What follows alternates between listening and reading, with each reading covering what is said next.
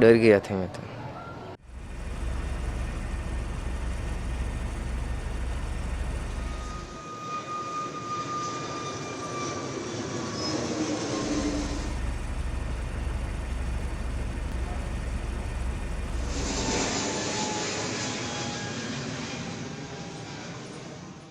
आप यहाँ पर कब आए थे और किस लिए आए थे और आपने क्या देखा?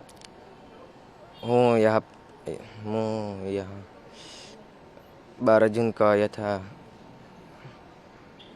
અને મને વિમાન જોયું પાસથી તો મને એવું લાગ્યું કે આ પાસથી જાય છે તો વિડીયો ઉતારું તો મારે દોસ્તને બતાવી એટલા માટે મેં વિડીયો ઉતાર્યો તો વિમાન જતું હતું તો એરપોર્ટ છે તો એરપોર્ટ પર ઉતરે છે એવું લાગ્યું હતું મને.